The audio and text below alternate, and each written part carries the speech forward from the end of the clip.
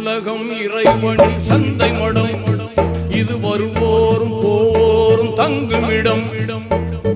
உலகம் இறைவனின் சந்தை மடம், இது வருவோரும் போவோரும் தங்குமிடம்.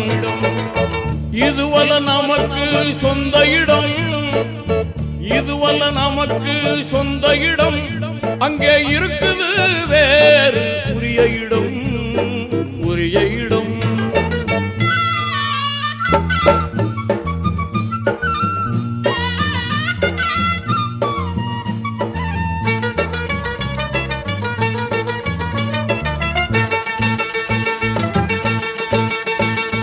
கருவூரிலிருந்து புறப்படுவான், கொஞ்சம் களைப்பார இங்கே தங்கிடு.